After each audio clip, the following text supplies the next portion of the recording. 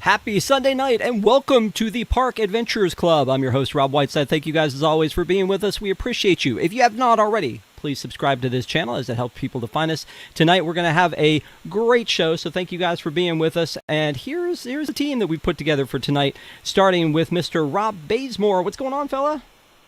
Hey, You okay? How's everyone doing? Happy Independence Day weekend. There you go. And Dave, the amazing Dave, as his socials say. How are you, Dave? I'm good. For some reason, I'm hearing you twice, and I don't know why. I'm working on that. So if I sound a little out of it, that's why. All right. Well, if anybody else is hearing me twice, then you're welcome. Thank you guys for being here, and if you have not already, like I said, please subscribe. We'd love to have you hang out with us. This is our park show. If you have not been with us on our park show, we conduct this like a meeting. So the Rob's Rules of Order, I have a gavel. If anybody gets unruly, we'll make sure to rein it in. But with every meeting, there is always an agenda, and so the agenda we have for tonight is as follows. We're going to have a reading of the minutes, which is our information from the past week that we wanted to kind of go back and revisit. You can see it here. We're going to talk about food and wine. We're going to talk about that Disney Cruise Line fiasco and hero moment. We're going to talk about Monsters Inc. land updates, test track, probably Rob's Dogs at some point, the last day for Rivers of America. We'll talk about all that. And then tonight's topic is for discussion at the back half of the show is it too much all at once, talking about all of the things that Disney's been closing left and right, including the fact that tonight is the last ride for the folks on the Rivers of America, and we wish them well. But let's start at the top, and let's talk about the Eat to the Beat and the EPCOT International Food and Wine Festival. That has been announced for this upcoming festival. And so I'm looking furiously through, and we'll just talk about it. So the lineup's been announced for the Eat to the Beat Festival, which are concert series, which is the concerts that happen during the Food and Wine. So Joey Fatone and Friends kicks it off. Mercy Me. I'm looking for the people who are new. Ben Rector, The Wanted 2.0. Jordan Sparks, Bowling for Soup, and the Beach Boys have all been added to the lineup this year, along with some pillars of this event, which include David Archuleta, Smash Mouth, Hoobastank, Hanson, and Boys to Men. You know what, Dave? You look like a Boys to Men / Hanson fan. I can't tell really which one. How are you feeling about this lineup? Did you look at it? Is it enough to make you want to come and eat to the beat? You know, I know you're joking, but I actually really liked Hanson when they were out. That was one of my guilty pleasures. I didn't tell anybody at the time. I pretended to hate them, but in reality, I had the CD and I listened to it quite a bit. Actually, it's actually a really good CD, and I would actually go see them. And you know, for me, it's like they kick off October. I think October is the time to go. You got Hoobastank, you got Smash Mouth, and also Big Bad Voodoo Daddy, which is to me a stellar lineup. Okay. Yeah. Rob, who stands out to you, and do you also have the Mbop CD? You're on mute though. I'm on the Boys to Men side of things. Actually, okay. You know, I have a trip planned in the middle of November. I may actually try to even move it up. I wouldn't mind seeing Boys to Men. It seems like every single year these lists of bands get better and better. It's looking really pretty impressive actually for something that's free.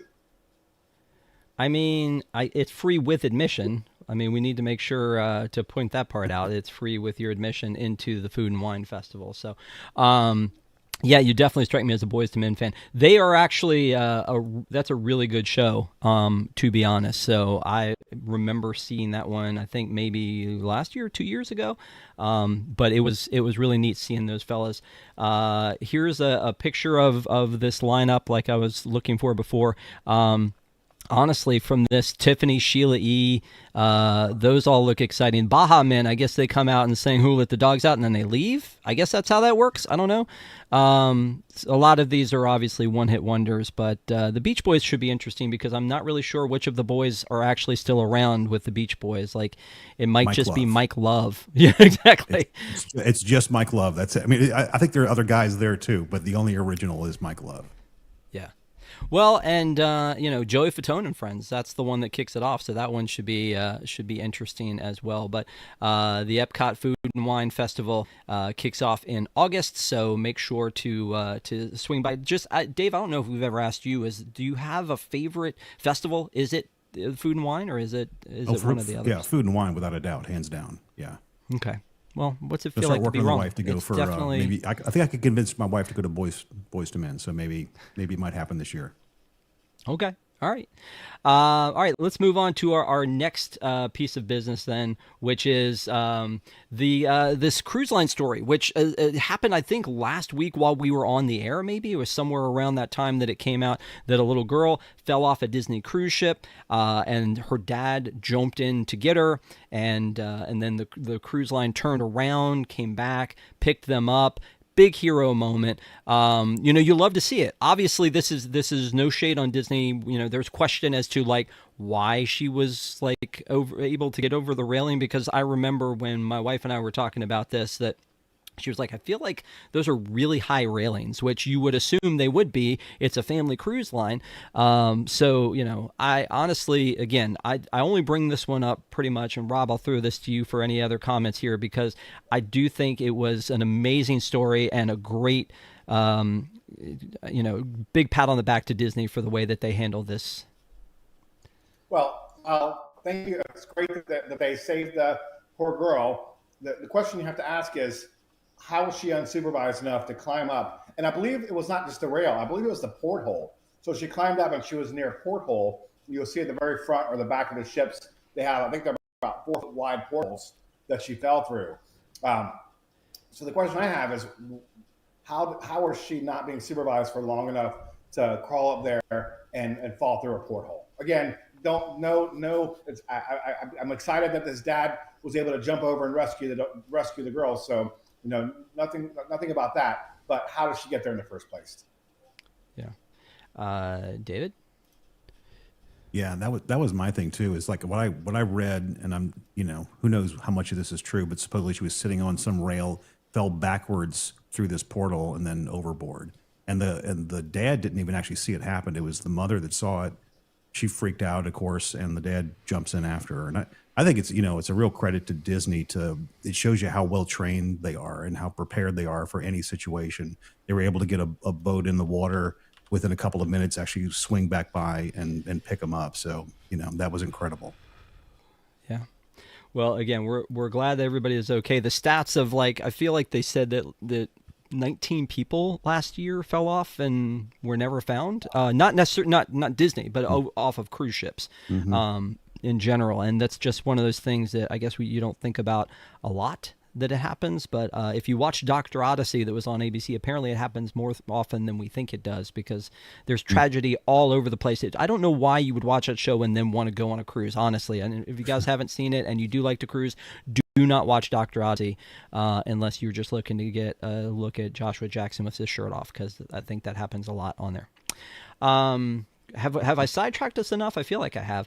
Let's talk about the next thing, the Monsters Inc. land. Oh boy, I mean, I think we've healed, maybe, hopefully, from the Muppets situation. Nope, Rob's like, I'm not over it. And now we've moved on to what is Monstropolis going to look like. We know that there was, and this is a little bit old, but that there was new concept art that was dropped for this new land, and it made a few changes. And one of them is that there's a fountain now where there wasn't a fountain before, and it basically looks exactly like it's the same place where the Miss Piggy fountain was, that has been dismantled at this point. And they've changed the name of the theater to the Glob Theater instead of like the Monstro Theater. Big change there. And then there's some wind sails up at the top here that I thought was just like outdoor queue, but I was watching Jack from DSMY. He said he thought that was a playground. It looks a little too small for me to be a playground, but they did move that entire Monsters building back a bit. Now, the only thing about this land that I'm really excited about, I mean, I'm excited about the land. I'm sad about the Muppets going, but the good thing here versus what we'll talk about later in the show is that they're building something new in new space. Now, they're renovating that existing space, but they're building something new in the Monster Coaster that is taking up new real estate, and I'm happy to see this one happen. Rob, are you excited about this land? Indifferent, probably a little? I am super excited about it. And I also thought that I saw some schematics where they're going to expand it out back. It's going to go into a parking lot. Correct, So the cast members parking lot. Yeah, so leads me to believe this is going to be a massive building, right? Which is excitement. You know, when they show at least conceptually with the big doors, that has to be a massive space. So it leads me to believe that they're building a really sense of grand into the ride, and I'm very excited to ride it eventually. Yeah. What do you think is going to be in the theater? Yeah. I mean, could it be a new laugh floor? Could it be just I don't know. Actually, I don't know what they could put there, but I do like, as much as I'm disappointed the Muppets going away, I do like that they're taking steps to make this feel like really immersive, right? It would have felt very broken if you had Muppets and then 100 feet later you're moving into Monsterland. So I do like that they're keeping the theming consistent across the whole land. Still disappointed that they couldn't figure out anywhere to put the Muppets immediately thereafter.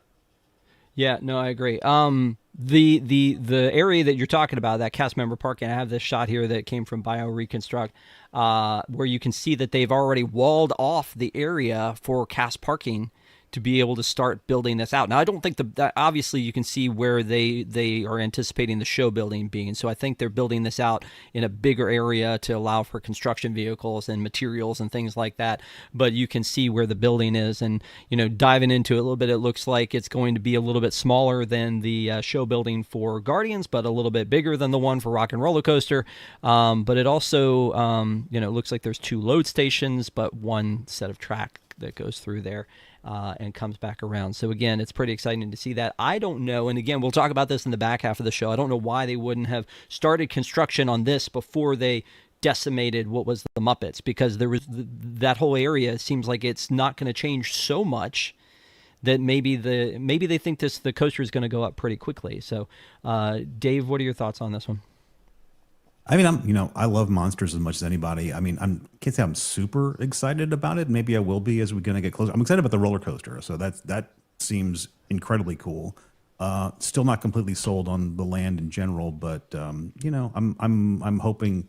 I love that they're like you. I'm glad they're expanding into a new space and making the park larger. I think it's always going to be good for wait times and such. So, we'll see how it goes. Yeah, I was expecting, when we first heard this announcement from Josh at D23, I was expecting them to say this is going, and we've talked about this before, into the animation courtyard, because there's basically at that time nothing there. There was the Disney Junior Dance Party. We hadn't reopened Mermaid yet. Launch Bay is a shell of what it used to be. Perfect place to build that, and I was all on board for that.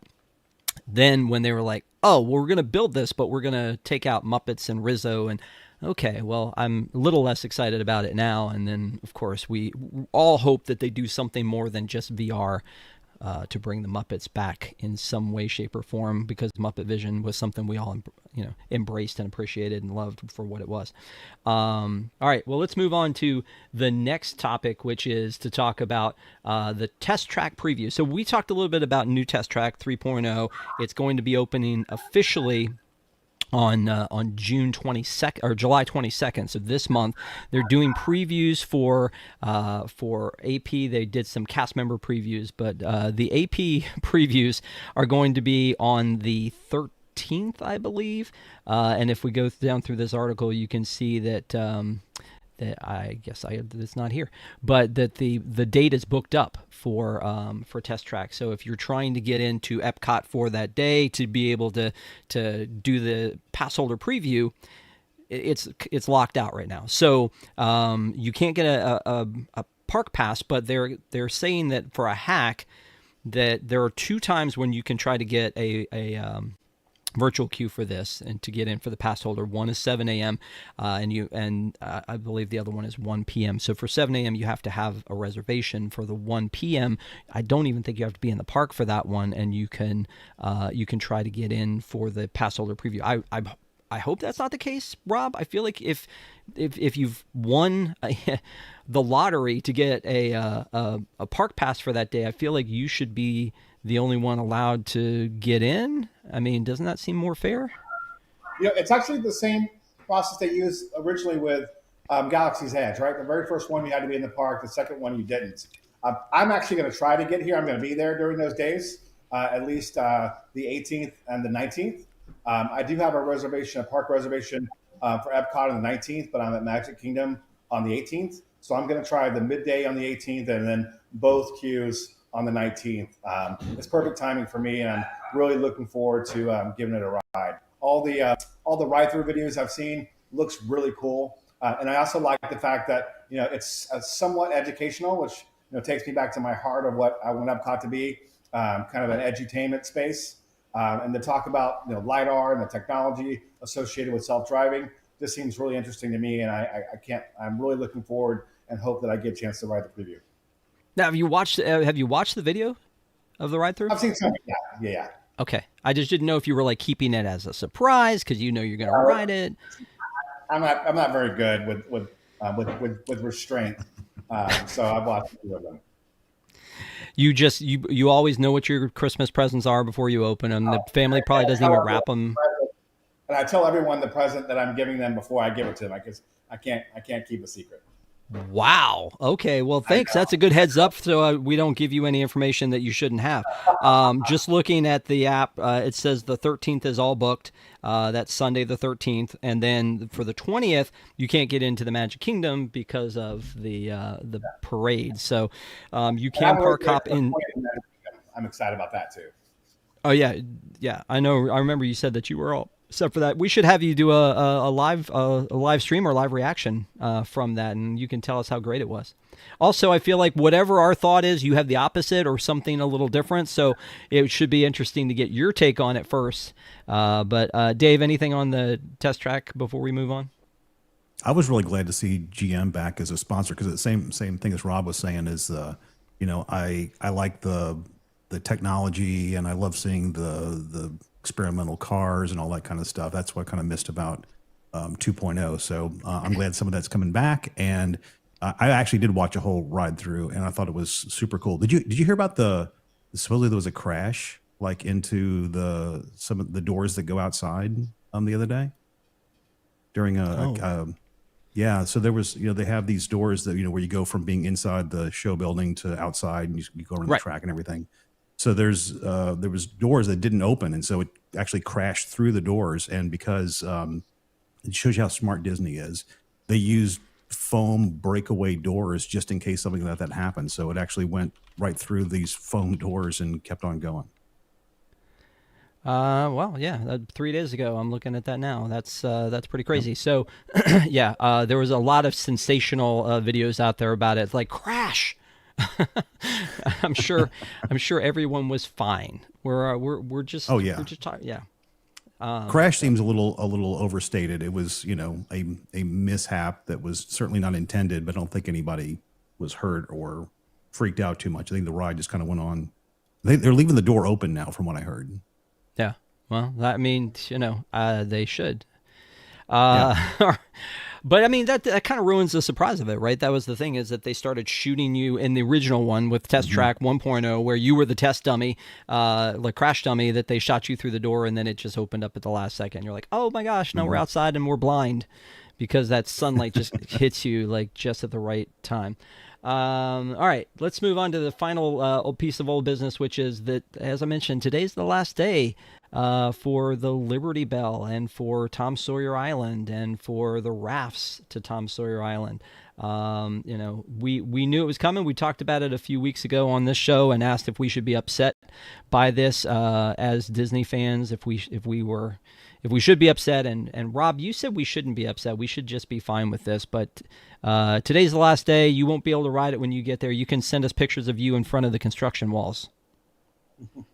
Well, I'll ride its mirror over at Disneyland. But I know that people are sad. Humans don't like change in general, and I'm sure there are a lot of people who grew up with this and they're very disappointed. I definitely understand that. But also, what's important here is progress. Again, I don't know. I've told the story before. Last time I went onto Tom Sawyer's Island in Orlando, there was not a single person on the island with me. And this is such a pivotal piece of real estate for the park. They just can't have have something that takes up this much space that guests don't use, right? Where the parks are overflowing. They need something that's going to take a serious amount of capacity, lower the lines for everyone else in the park, and this is what they need. So progress is painful sometimes, but it's definitely the right thing to do if Disney wants to maintain relevance with its guests. So as sad as it is, it's a step in the right direction, and everyone's going to be super excited when it reopens. And the new guests, the new generations who are growing up with the parks, are really going to enjoy this IP much more than this boat that their great grandparents probably told them about. You know what?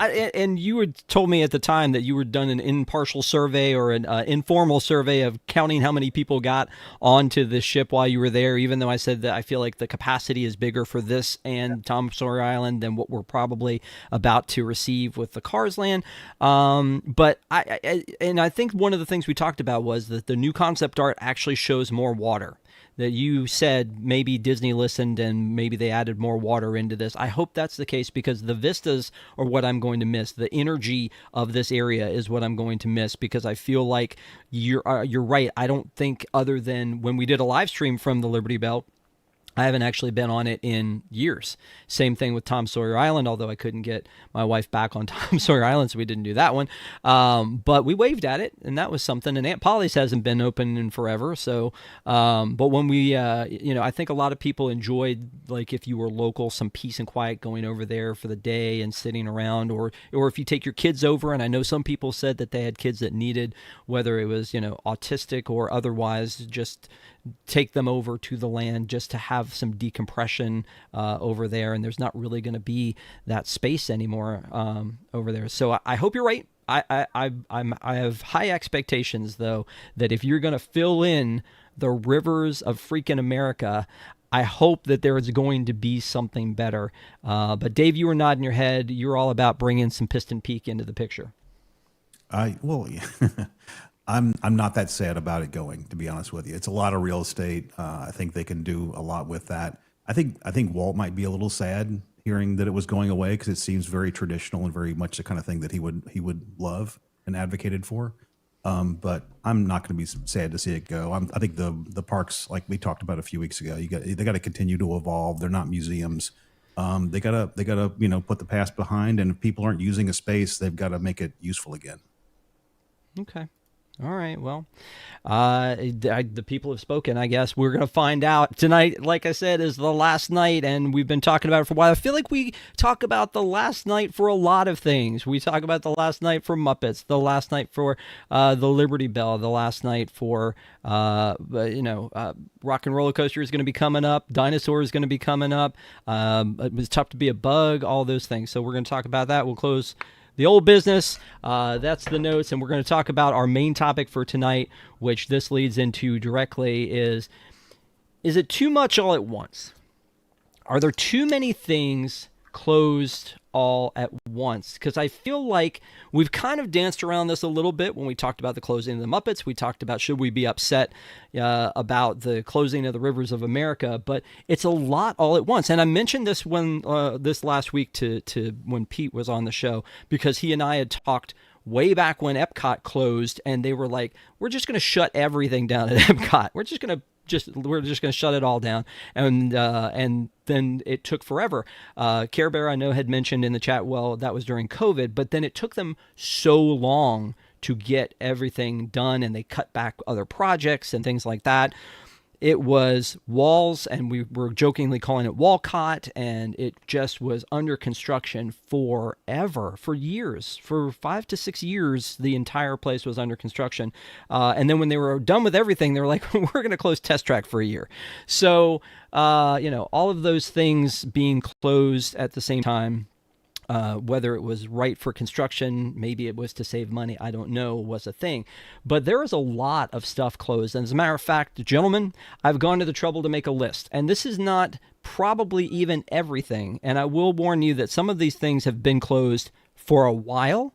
Some of them closed with COVID. Some of them have been closed for other reasons. But here's the list of all the things that are closed or closing at Walt Disney World. So I've got them separated here. If you look by park, starting with like Muppet Vision, the Studio One store, which again, any space that was available, whether it's a restaurant or a shop or an attraction or a show or any offering, was a place for people to go, was a place to spread out the crowds. And so with all of these things closed, and again, restaurants, Mama Melrose, Pizza Rizzo, we know have closed. Disney Junior Dance Party is down for the Cool Kids Summer.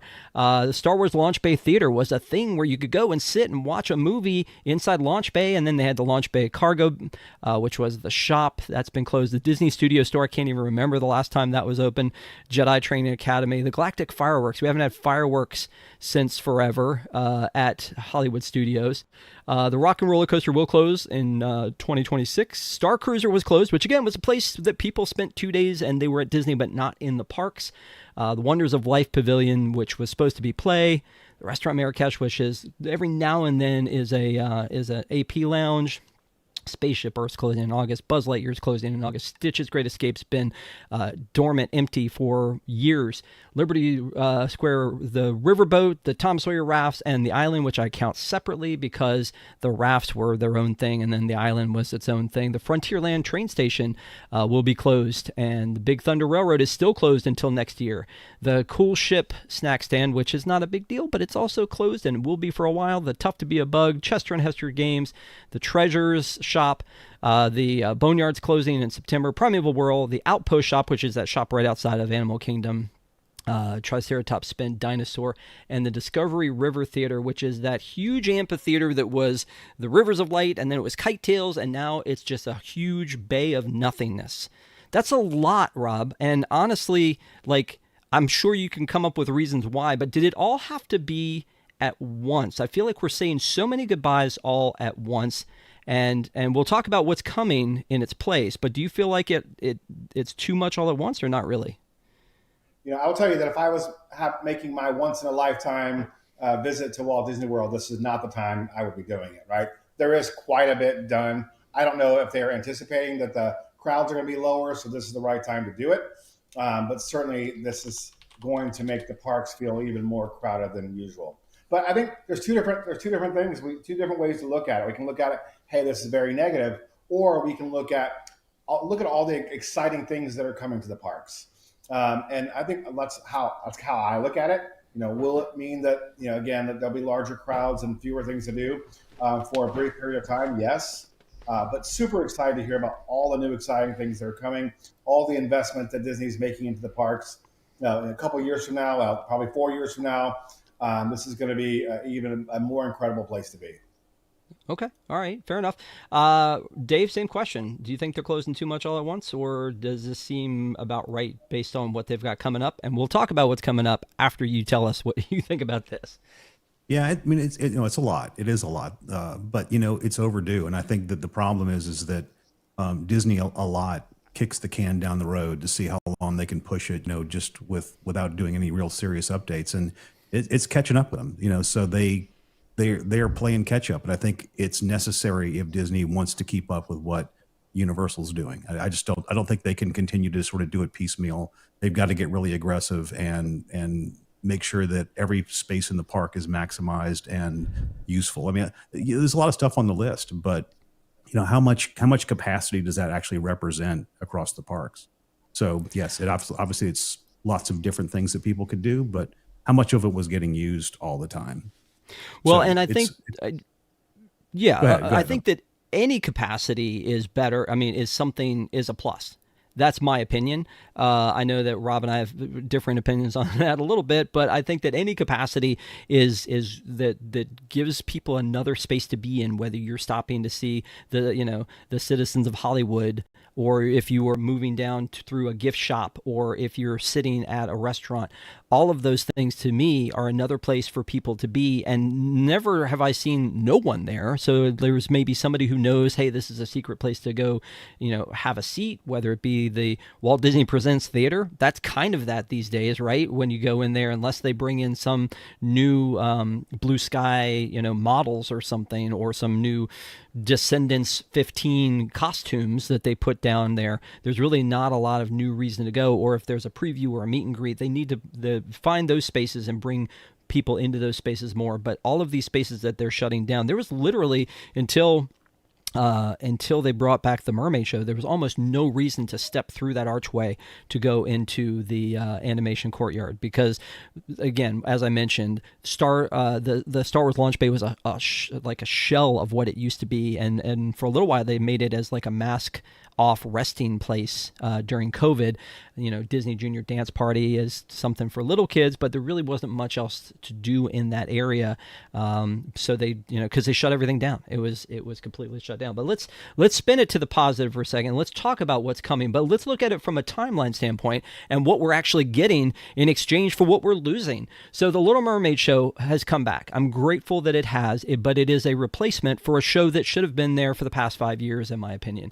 The end character shop, I'm giving them credit for that, because I did kind of nitpick about what was closed, which is the little shop right as you exit Mermaid, is right over there. The Villain Show, which was a replacement for Lightning McQueen, which I don't know, Dave, if you saw that one, but I'd love to hear your thoughts on that. Geo82, which is that's a new space. I applaud them for that. That's a new space, but yet it has very little capacity and it's very expensive to get into. Those are the things that have opened. Then we've got the Starlight Parade that's coming. The Beacon Barrel is coming. We don't know when. Both of those are going to be new, even though, again, the Starlight Parade is taking over as the nighttime parade, which we've been without since 2016. So, it's almost like it's almost new, but there should have been a parade there all along. Test Track is really a refurbishment. It is coming back mostly, the cars are basically what they were before. And then the Spaceship Earth is going to be under refurbishment. It says until the end of the year, which doesn't sound long enough to do the things they need to do to it. And then in 2026, we're going to see the Muppet Coaster and Buzz Lightyear. Buzz Lightyear will come back. It's going to go down in August. It'll come back as a refurbishment with some tweaks and some new magic. The Muppet Coaster will come back sometime in 2026. I almost hope they take longer on that so that they make it better than I think they will. Monstropolis we won't really see probably till 2027. Same thing with the Tropical Americas. They haven't told us 2027 for Monstropolis, but they have told us that for Tropical Americas. The Cars area that we just talked about is probably 2028, and it's looking like 2029 or 2030 for the Villains Land. So what we're talking about is losing all of this stuff for 2026 and really not getting anything back, really a return on investment until 2027, I feel like.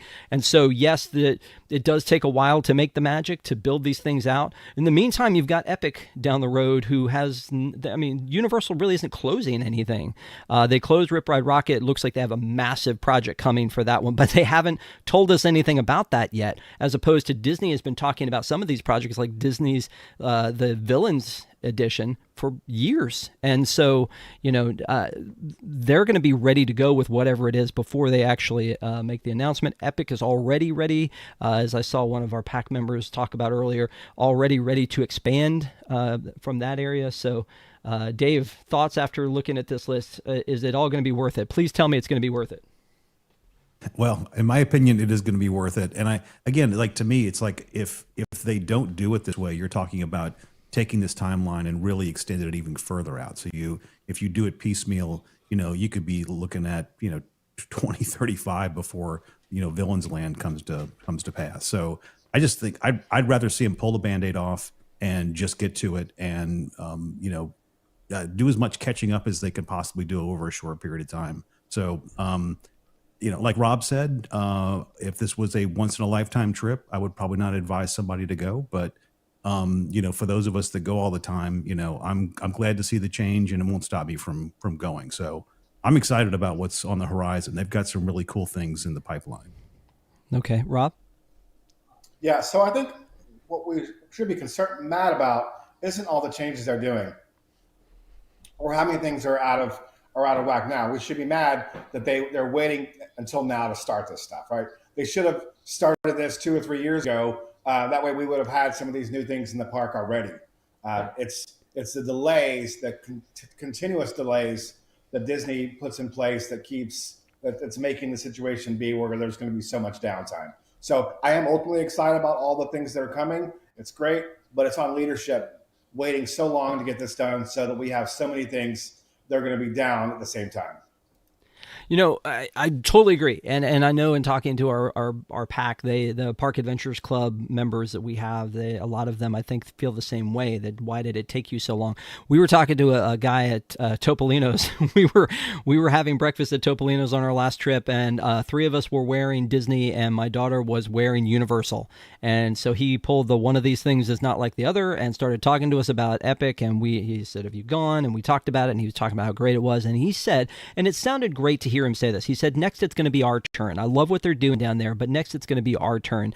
And I, as a longtime Disney fan, and obviously I love Disney, I'm looking forward to there being better things. I just think they're going about it the wrong way. You've got the Play Pavilion never opened. I never really heard why. I heard rumors as that it was ready to go. We had gotten hyped up at that EPCOT experience that was over at the Odyssey, and like, hey, it's coming. It's gonna have all these things and Edna mode and this and that, and it didn't look amazing. I long for the return of Body Wars, and even Making of Me, and Cranium Command, and all those things would have been great, because that was a whole day almost you could play in that place when it was working.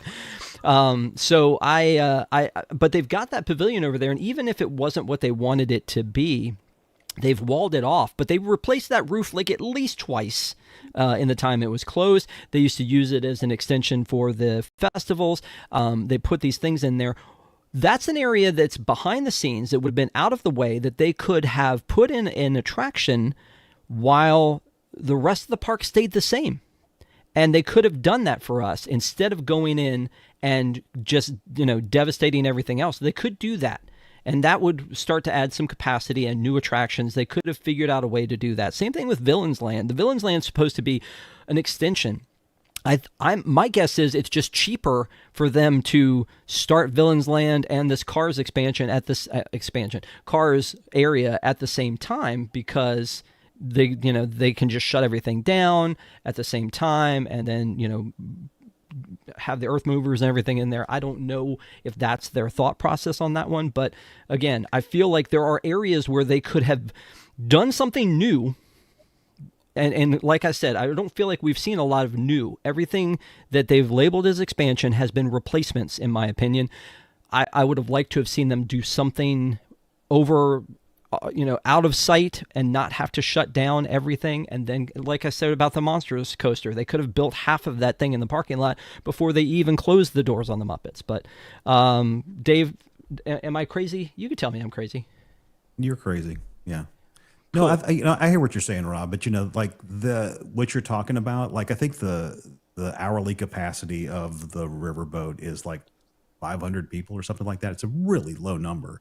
So I know I don't love having a lot of things closed, but you're really talking about things that were really being very lightly used. So in my opinion, I'd rather see them, again, just pull the Band-Aid off, close what you need to close, and get to work and get as much done as you can. And I agree with the other Rob in that, this stuff should have started a lot sooner. but it didn't. And, now here we are. And I don't want to see them continue to put things off and have things slow down just because, like it's going to be an inconvenience for a ride that's, like we're operating at half, like its supposed capacity of 500. Well, you know what? If you like that Rob better, that's fine. It doesn't hurt my feelings at all. I understand completely. He's a much better looking guy than I am. But before we go any further, I wanted to do this. Wow. We have a super chat from our friend Jungle Cruiser. All these closures will drive more guests to Universal. Construction will take twice as long as estimated. That is not probably inaccurate. I'm just guessing. Also, when all of this is done, it will be less than promised. Have no confidence in any of this, says Jungle Cruiser. Thank you for the super chat, Jungle Cruiser. We appreciate you. Rob, how do you feel about that? Do you feel like that maybe it's going to take longer, or? It's interesting. I saw photos the other day of Damaro and Iger over taking a tour of Epic Universe. And I'm wondering if, them seeing this obviously a more advanced park, these new rides, this new excitement is going to light a little fire under them to try to accelerate the changes, in the Disney parks.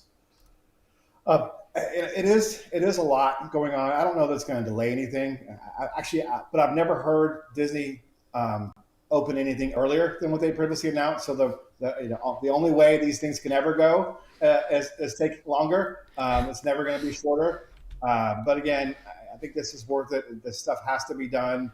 We can say all we want that it should have started a few years ago. That's kind of in the past. Nothing can be done. All we can do is hope that they will do everything they can to accelerate the changes go forward. Well, I mean, one thing they did open early was the Hall of Presidents, and they were like, "Shh, this is open now. Don't tell anybody." But I mean, I think we didn't. I don't know if it was announced it was going to be in August, but everything I saw said August.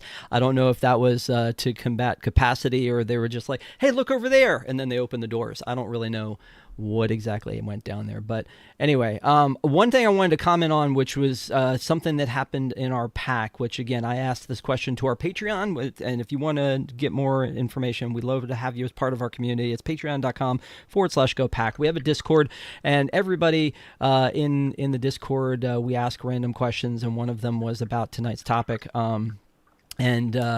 William commented and said, "Closing too much is not what I'm concerned about. That happens, but it sucks. But building too much is now the concern. All these projects will be competing for the same pool of money. Unlike what Iger says publicly, it's not unlimited money. So I fear these projects are going to eat off each other's budget-wise, and lots will be cut throughout the next 5 to 7 years." Dave, I don't know how much you know about the original Toy Story Land, but it was going to be a lot more than it ended up being. Do you have the same fear? Do you feel like maybe there's a possibility that by the end, maybe these things won't look like the concept art that we saw? I think there's, without a doubt, some of the stuff is going to get cut. I mean, things always change. I mean, it's part of the production process, and anything creative that Rob, you've worked in the creative field for a long time. You start something with a great vision, and then as you things start to come together, and you realize how much it costs to do some of the technology you're dreaming of, you have to shift. So yeah, I think there will be some shifting, and will it get cut back to half of what it was or something? I hope not.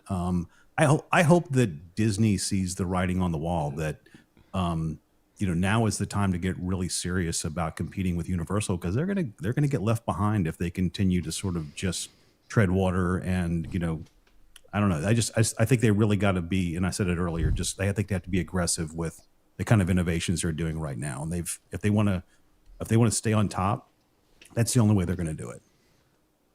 They need to be aggressive. Be aggressive. Is that what you're saying?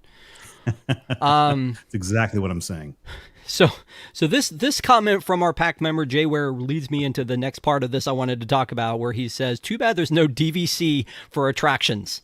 because we kind of keep commenting on the fact that the only way we can get new hotels is if they make us pay for the building of the hotels and then rent them back from them. So that's what's happening over there. He said, oh, wait, it's Lightning Lane. It's time to start using it correctly instead of heralding it as the next big revenue generator for the Walt Disney Company. That was my thing. Rob, I'm going to throw this one to you and put this on your shoulders because you have a cooler head when it comes to these things. You're very analytical, and I appreciate that about you. Is that when they are limiting capacity in the park because of all of these other things that are closed. And like I said, it's not just attractions. And I get both of you have said the same thing, that these are not high capacity things that are going on in the parks, but they're still closing things and they're taking things away constantly more than they're adding.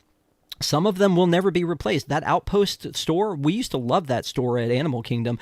That's never coming back, I don't feel like. I feel like that's probably a cast break room or a supply closet for Joffrey's or something at this point, and it probably won't come back, but it was a nice extra little kinetic energy feature, like last minute to sell you some stuff. I don't know. But so not everything I know is about capacity, but with less and less and less capacity, the need to buy Lightning Lane, multi-pass, or single pass is more and more and more if you don't want to have a horrible time. I'm going to ask you this first, Rob, and then I'll go to Dave, because Dave hated the line so much he paid for a VIP tour. Just putting that out there. And just so, what do you think about that? I don't, and I'm assuming positive intent, and I probably shouldn't do that here, but I don't think that Disney is doing things to intentionally, create a worse experience that people will buy Lightning Lanes. Maybe it is, and if you were just purely analytical, yes, but I do think there's still some focus on customer satisfaction, and I don't think that they would do something that would be so miserable to the. I don't think they would degrade everyone's experience just to make a few dollars on a very select group of guests. So I don't think that's the case. If I find out that is the case, I probably would stop going to Disney. If that is, that's just the reality. That's just me with my tinfoil hat on over here, Rob. That's all there is to it. But certainly some of the things they do may look like that's the case, but I can't imagine that an executive is sitting back and saying, hey, let's make everyone's experience so bad they have to buy Lightning Lanes. But I'm also saying here, I'm not necessarily saying that that's part of their plan, but that is going to be the effect, is that because those things are surge priced. So even if it's not their plan, give them that credit. If it's not that plan, these things are surge priced, and the more it goes, because there's a certain amount of supply, and as the demand goes up, so does the price. They're going to raise the price. Well, there's going to be less attractions to be able to get, so the value goes down. Muppet Vision was on that list. I'm just saying, not the Riverboat and not Tom Sawyer Island, but Muppet Vision was on that list. So as the attractions that are available go down, Dinosaurs on that list, Spaceship Earth is on that list. As those options go down, the value to us kind of becomes a little bit more limited, to the point where we're almost paying single lane for a multi-pass, right? And then on their other end, people are going to want that so badly because maybe the lines get longer, that then the surge price goes up and it's a higher cost. But Dave, again, I know the last time you went, you rolled VIP. What do you think about this? Yeah, I kind of disagree with you, because I just don't like, if you look at the schedule of things closing down and their capacity, because it's really not about how many rides they have. It's about what the capacity of those rides are. We're talking about people needing Lightning Lane to be able to operate in the parks. And I just think most of the stuff that's on here, it's like Rock and Roller Coaster. That's not till next year, and by that time, Big Thunder Mountain will be open. So there's going to be a little bit of a trade-off there. So I think that I don't see where the lines are going to get a lot longer. Will the Lightning Lane go up a little bit? Yeah, it might, but I don't really see this huge burden on the capacity of the rides that are continuing to be open. Because if you look, I actually found a spreadsheet online, which I'll share with you because it's really interesting. It has like all the ride capacities throughout all the parks. And if you look at that and what's closing, it's really it's kind of a trade-off. I think they've really thought very carefully about what they're closing, when they're closing it, and how it's going to affect the total capacity of the park from an attraction standpoint. So I actually think that they've put more thought into this than maybe it seems like from, just a surface level. Well, you know what? They have added the Cool Kids Summer, so my grown kids were able to play Plinko and do a bag toss. So I guess that we even out everything that way. I don't know. I would love to see them put more experiences in. How about that? Like, we're not getting a discount for going to a park with this many things closed, right? That was the case with DCA when they did the entire redo of Disney California Adventure. They didn't discount it. When the Pixar Pier Hotel was becoming Pixar Pier Hotel or Pixar Place Hotel, the Paradise Pier was coming Pixar Place. They didn't discount it. They were just like, well, you know what? Come on, but we're going to be like working on stuff. And then Epcot, same thing. There wasn't a discount for going to Epcot just because there were so many things down. So if that's the case and there's going to be this many things down, I would love to see them up the entertainment. I would love to see them up the characters walking around, the surprise and delight, maybe throw that 30% at the pass holders, that kind of stuff. I'd love to see them increase that kind of stuff to show that Disney magic. And again, Rob, I'm going to throw that to you. Do you think that's a possibility that they would do that? Or am I just, again, the rose-colored glasses? Yeah. So I don't think that they would do any incentive just to make people randomly happy. Will they, if people see all those rides are down and attendance drops, will they do incentives then? Yes. But I don't think it'll ever be a direct side effect of just wanting to make sure people are happy, right? It's going to be, we're not making much money. What can we do to incentivize people to come back? And that's the other thing, right? With all these parks, all these rides, attractions closed, will attendance drop? And if so, will that offset, the reducing capacity since the rides that are closing don't have a really high hourly capacity? Again, I think you would be surprised at how many of these things, shops, restaurants, there are two less restaurants to go to. Were people banging down the doors of Rizzo? No. But also, Mama Melrose wasn't an easy reservation necessarily to get before it started to close. It definitely wasn't. But again, those people are now going to have to be somewhere else. And so I do feel like that there is more of an effect on capacity, not just from an attraction standpoint, but also from where people are. I don't think that there was a high capacity for Tom Sawyer Island, but I did see people all the time over there at those little tables that were sitting there, which meant they weren't in line in front of me if they were sitting over there chilling out or doing whatever. So again, I get what you guys are both saying is that chill out, Rob. There's not a lot of capacity lost here. We're all going to be fine. Everything's going to be okay. Here's a lollipop. You're going to be all right. And I hope so. Like, that's the thing. I really hope so. Let me throw this thing at you guys now. Rob B., you were saying earlier that you're headed off to Epic soon. And there was mention here about driving people to Universal from what Jungle Cruiser had said. They're doing it right at this point, I feel like. And I've talked about this a million times. When Velocicoaster was being built, they never copped to what they were doing. There were rumors. There was stuff online. We all knew that it was going to be called Velocicoaster somehow, but Universal never announced it until it was basically the flag was on top, and they're like, "Guess what, guys? We're going to build this coaster, and it's mostly done, and it's going to be open in 3 months." That's setting that expectation that way, I think, gives you a different feeling with things. And so when we look at Epic's already ready to do more expansion. I know that they're going to build more restaurants in that Celestial Park, and they're going to be ready to go sooner than we think they are, but they haven't announced it.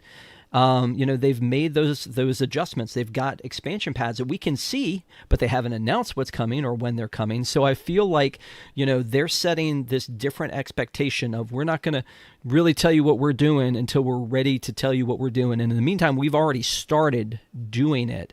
So do you think, and again, with Epic, every day I'm looking on X and I'm seeing, oh, hey, the Gobber's dragon is breathing fire now. Here's something we didn't know, as opposed to Disney, where it's like, oh, this hasn't been working for 7 years. We didn't know this was a thing, and now that we've seen it, we're like, oh, that's cool. That's you've exceeded my expectations, or or the arrow is now lit, and that's cool. Or we didn't know they were going to do a 4th of July celebration, and that just like they did one.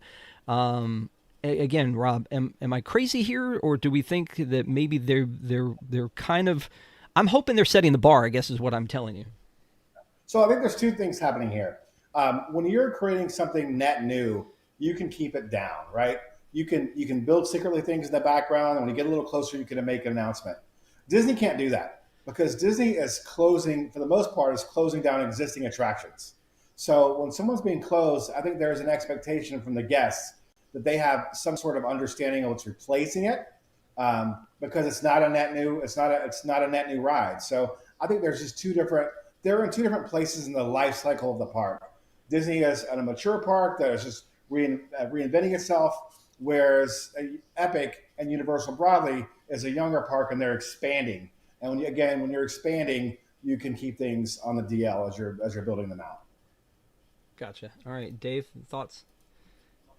Yeah, no, it's a good point. The other thing I was thinking about too is, it's not the same thing as building a new attraction, but doing things like building Tiana's, the new Country Bear Jamboree show. Those do have an impact on capacity in the parks. So it's not ideal, but I think they are doing some things that maybe fly under the radar a little bit that aren't as flashy as a brand new attraction with new technology, that do have an impact on how long the lines are in the park. So that I'm definitely not as doom and gloom about this as you are, Rob.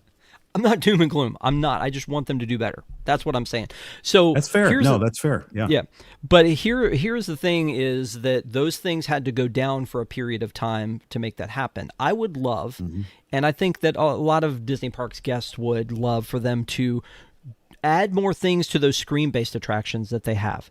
They have Toy Story, and they could add more. They could change that, and then I'd want to go back. Or the capacity, people would surge back into that attraction. They did it with Mickey's PhilharMagic when they added the Coco scene to it, and I applaud that one because they added it. It was like they didn't really need to take it down for long to do it. When it came back, it was in there, and they hadn't taken anything away. That's perfect. Do that more. Like, I love when that all kind of comes together. So I guess they're planning that with Smuggler's Run. Eventually next year they'll have the new Mandalorian story.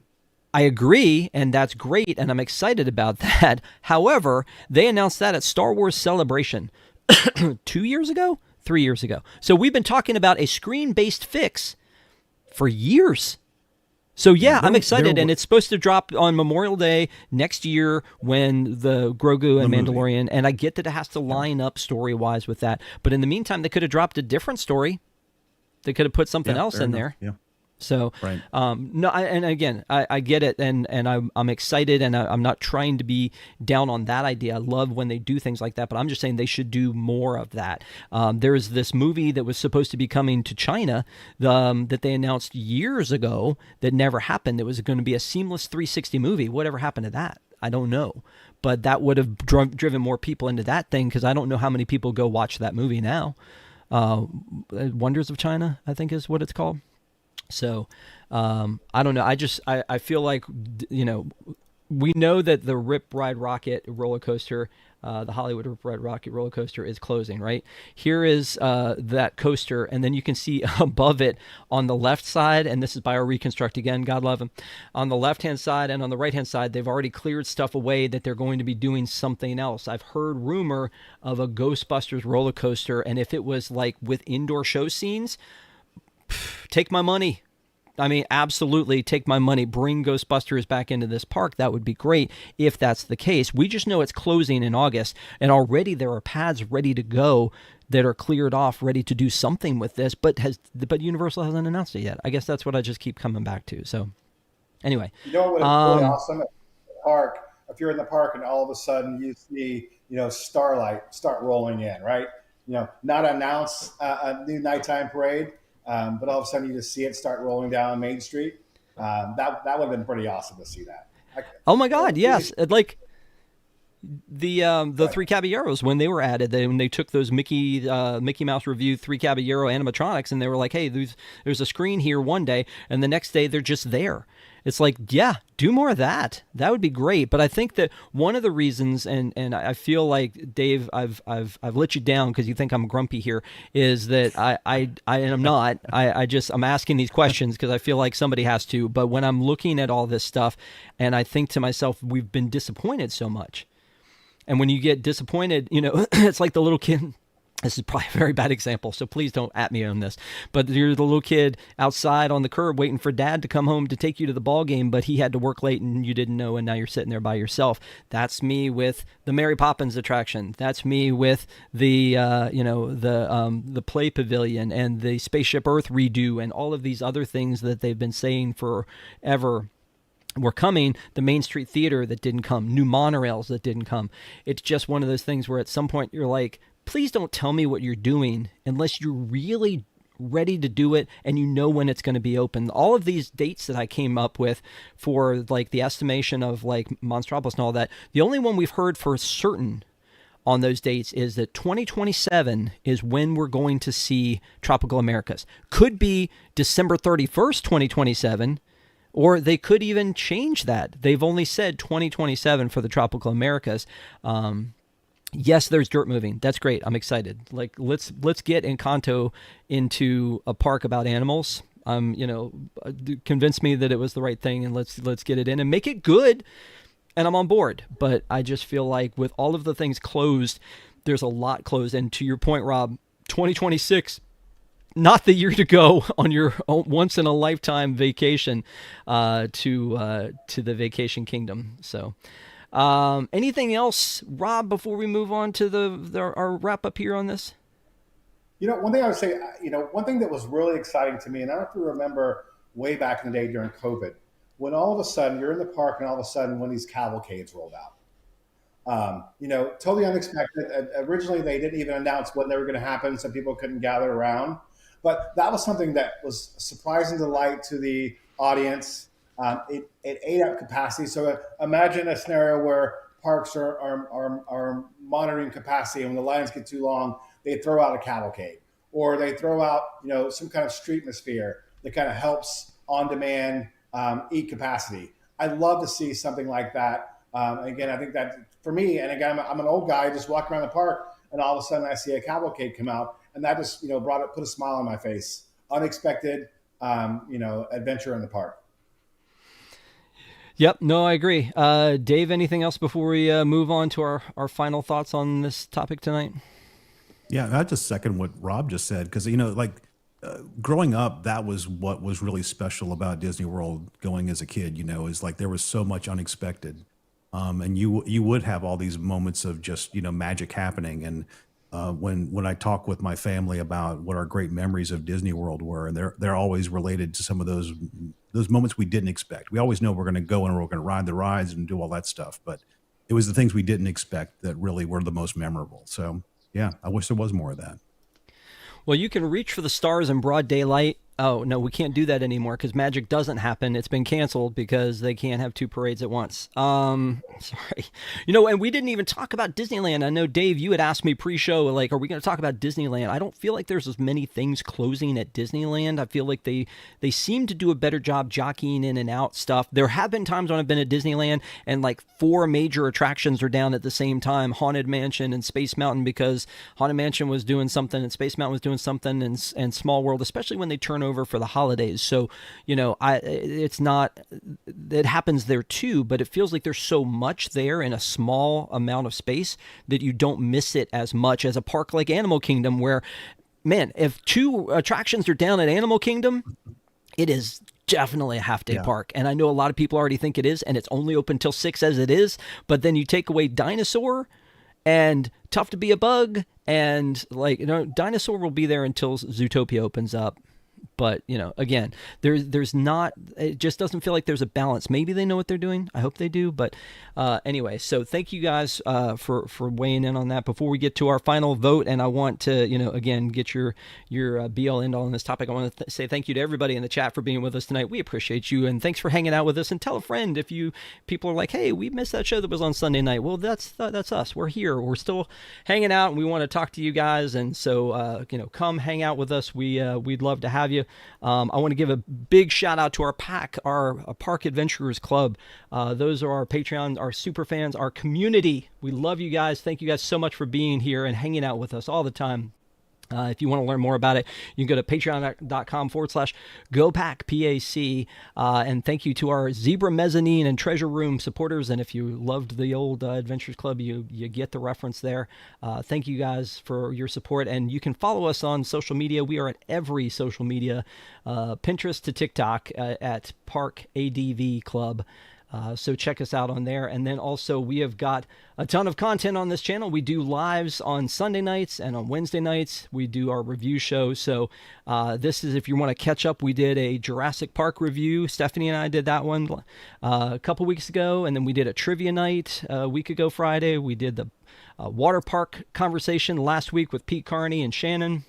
And then this past week, Ron and Patrick and I talked about Rogue One, and then on Friday, I dropped a review of Busch Gardens, Williamsburg, that I went to, and you can check that out on our page. And you are here tonight with the Park Adventurers Club Live, and then we will be back on Wednesday night again for a live show with a review of A Look on the Plus Side, and we're going to be talking about The Jungle Book with Stephanie, so definitely come back for that. Hang out with us. Let us know in the chat what you think about tonight's topic. But again, gentlemen, the topic before you is, this is the question. Is it too much all at once? And I get there's new stuff coming. I get that it wasn't all high capacity stuff that I showed on that list, but you got to admit it was a lot of stuff. So I'll start with Rob. How vote ye? Is it too much all at once? You know what? I would say for a person who's coming to the park for their first time, their once in a lifetime, I think it is too much. Those of us who have been in the park many times, and have experienced most of what it is, we are the ones who need change the most in order to keep coming back. And for us, I don't think it's too much. So I know it's a wishy-washy answer, but first time, once in a lifetime park, it's too much going on. I wouldn't make it during that period of time. But if you're a regular, like most of us are, then I do not think it's too much. And exciting things are on the horizon. All right. And Mr. Dave, what do you think? I think even if you are going for that once in a lifetime trip, you can go to Disney World during the height of the closures, and there's still enough to take up multiple days of your time and not repeat anything. So my answer is absolutely no. Absolutely no. Okay. All right. Yep. I still think it's too much. I'm a progressive guy. I'm ready for the next thing. Oh, I am too. I still think it's too much. I think that there are things that they could have done to get ready before they shut all this other stuff down. And so I think it's a little too much. But honestly, you said there's still things to do. And I agree with you. I can spend an entire day at EPCOT, go back and spend an entire day again. I love hanging out there. But I would caution that if this was your limited amount of time that you were doing, maybe Animal Kingdom's not the place for you. Because again, yeah, Animal Kingdom, until we get the Tropical Americas open, is going to be, we're going to not have the boneyard. We're not going to have, the Triceratops, the gift shop. We're going to lose Dinosaur in, the beginning of the year. So maybe that's the day that Universal takes away from Disney. I don't know. But again, I think it's a little too much at this time, but we would love to hear what you guys think. Definitely leave us a comment below and tell us, do you think that they're doing too much all at once? Again, I love all the stuff that's coming. I'm excited about it. I was screaming my head off when my boy Josh was up on stage at D23. I was in the room where it happened, and I was so excited until he came back the next week and was like, here's what we're going to close. And it was like, well, wait a minute. What happened to the blessing of size? Why can't you build this elsewhere? Why can't you build this in places like Animation Courtyard? But, we're going to find out how it is. Rob has assured me that I'm going to love the new Frontierland, or whatever we end up calling it at that point, Piston Peak. And again, great. I would have wished it was somewhere else, but maybe it'll be awesome. So we're going to reserve judgment. We're going to be positive and outgoing and excited, but still leave your comments. We would love to hear what you guys have to say. Thank you guys so much for spending your Sunday nights with us. I hope you have a great week. I hope you come back and see us. And again, We've got a lot of content here. You can hit us up at parkadventuresclub.com anytime for a whole bunch of content. One last final note I want to say, our hearts and our thoughts and prayers go out to those folks in Texas who are experiencing these devastating floods, and our thoughts are with you. So stay strong, and we will talk to you guys next time. Have a great week, everybody.